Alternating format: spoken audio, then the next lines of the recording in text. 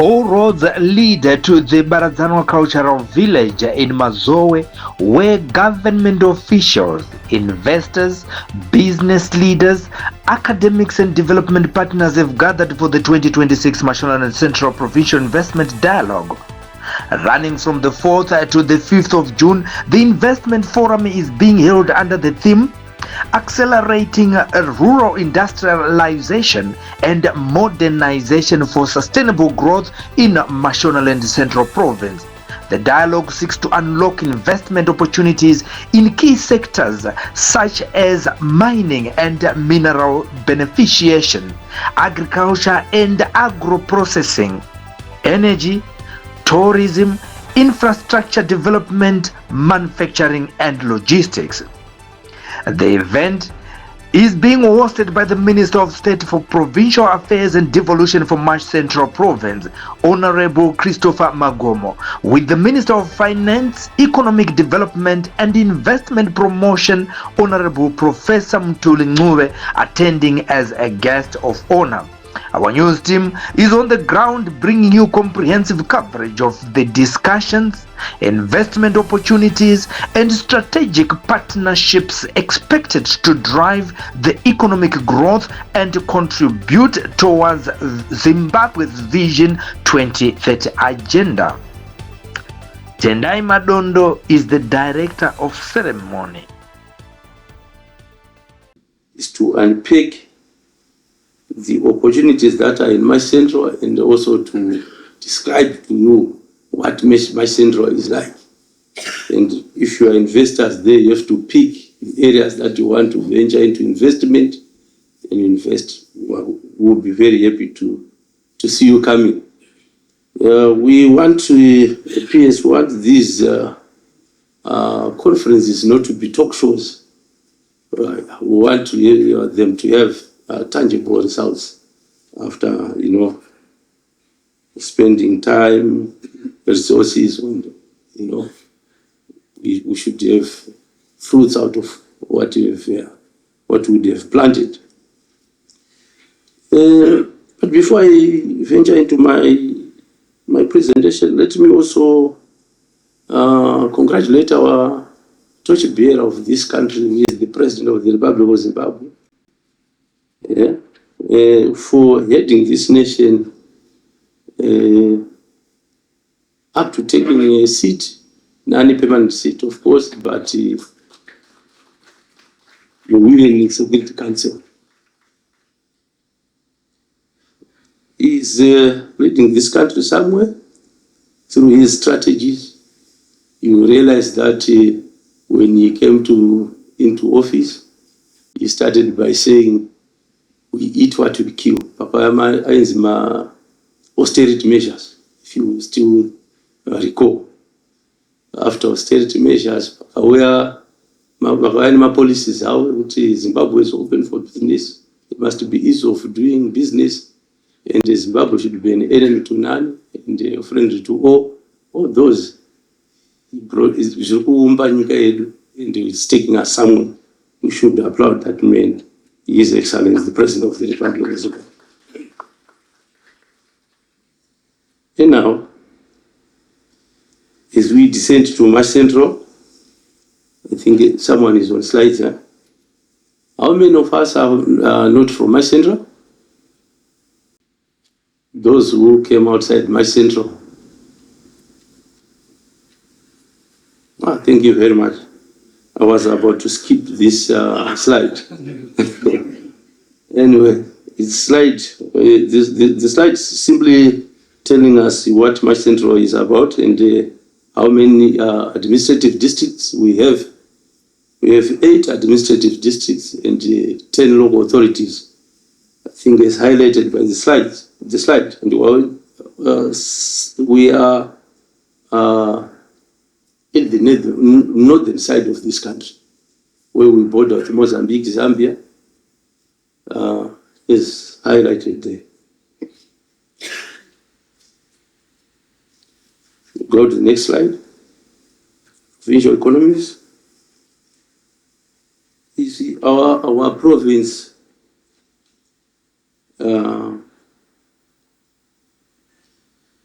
Our province's economy is hinged on mining, agriculture, manufacturing, and other economic activities, as highlighted by the slide.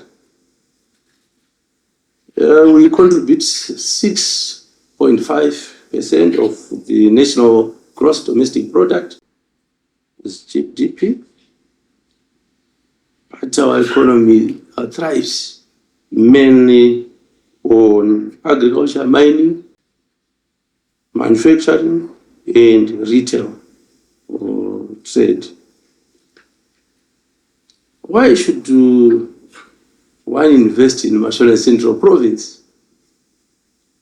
Well, you see, all the presenters who came before me were actually talking about our proximity to the national, to the city of Harare, where even Mr. Chinamo said, in 30 minutes time from here, we'll be in Harare. But you are in my central. So we border with Harare, the national capital city, and also our infrastructure, which is state of the art. If you look at how dualization is being done for this road, Harare Kanyemba, you will see that a lot is being done in actually bringing our infrastructure into state of the art. So we also have rich soils, good climatic conditions as a province, and good people, of course. Yeah. So you can see if all the reasons to come and invest in Mashonaland Central Province. Apart from all those, also endowed with minerals such as gold, nickel, chrome. So if you are one such a person who is very eager to come and invest in my central, all these areas are prone for that. So I always say my central is a province of milk and honey in terms of our endowments. We are so much we are lucky that God endowed my central with all those vast mineral resources, good soils and everything, you know.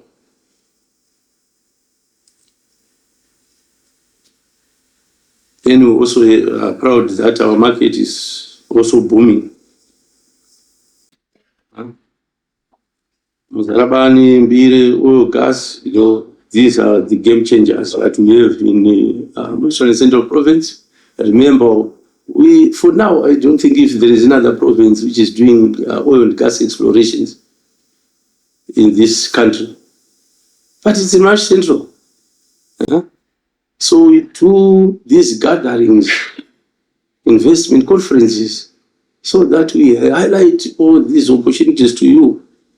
There are quite a number of downstream benefits that will come with such projects like oil and gas explorations and discoveries that would be made down there in our valley. So we really are a good province.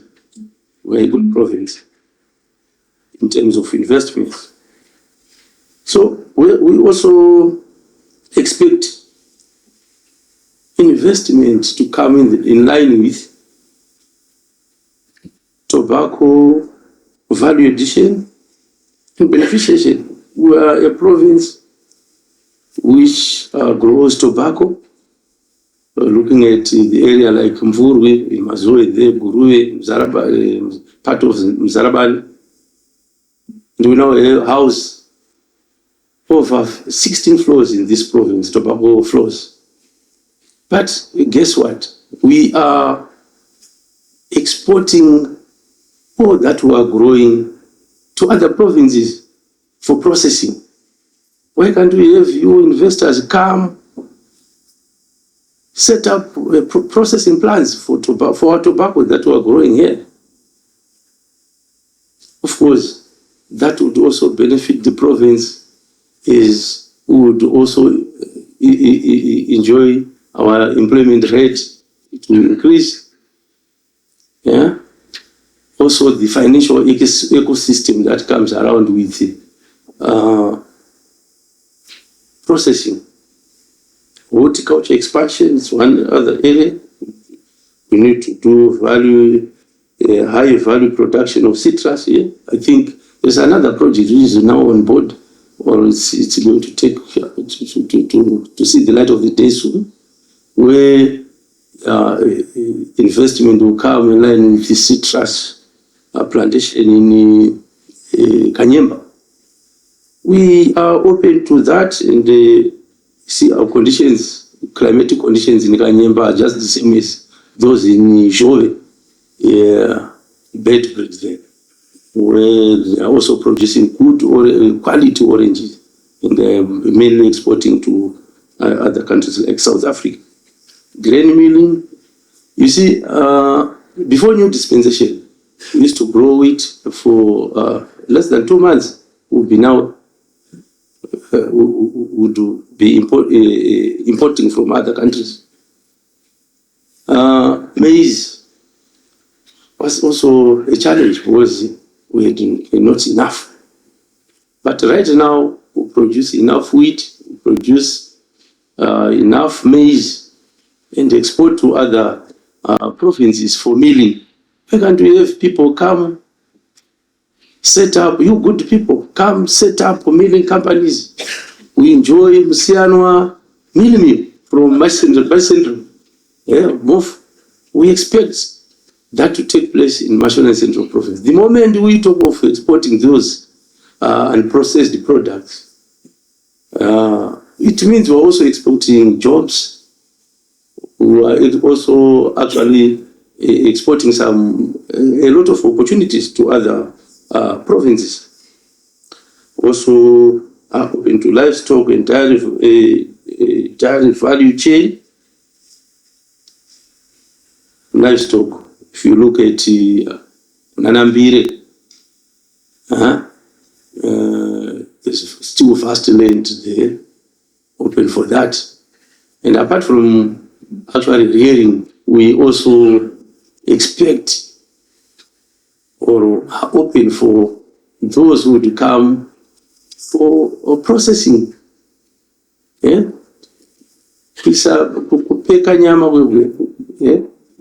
Kenny, and it because Magabe beef fire. We did that in my syndrome because we have livestock tonight. We have, so why can't we have that done in mashonaland Central Province?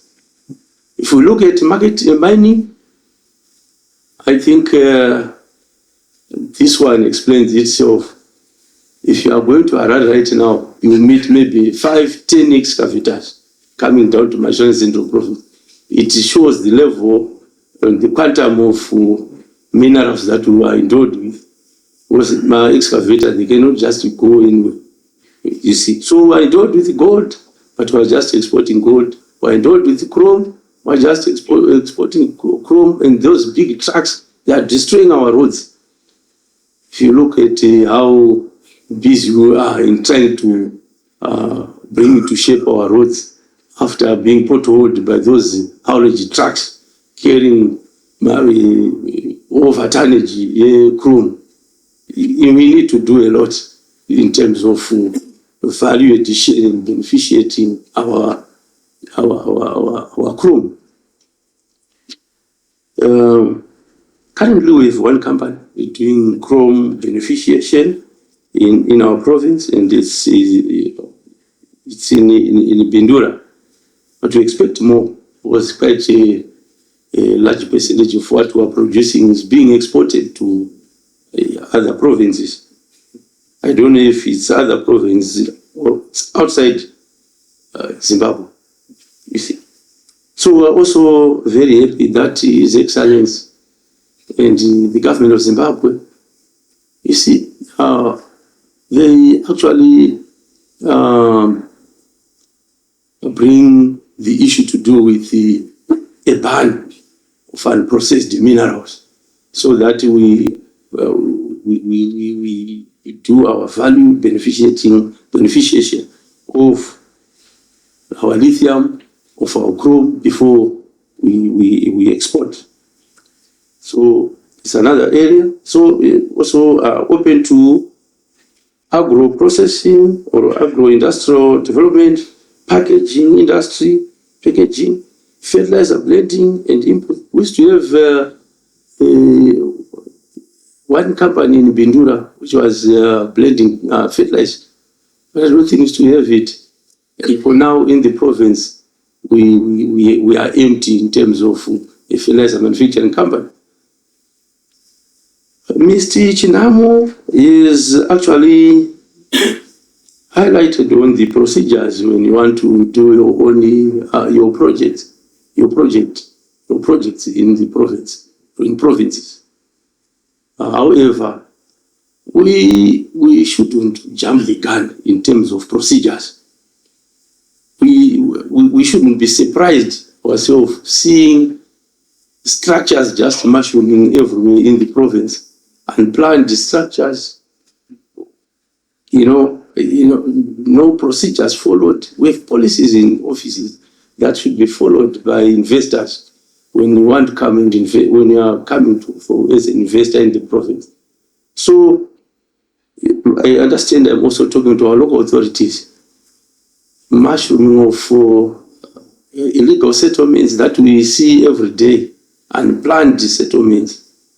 We want people who follow the rules and regulations of this country as we move, or as we aspire to attain Vision 2030, where every one of us is anticipated, or will be anticipated to be in an upper middle income economy level before 2030. So manufacturing and industrialization, I think you are also following on the slides. SMEs and innovation hubs, we are open to that. We also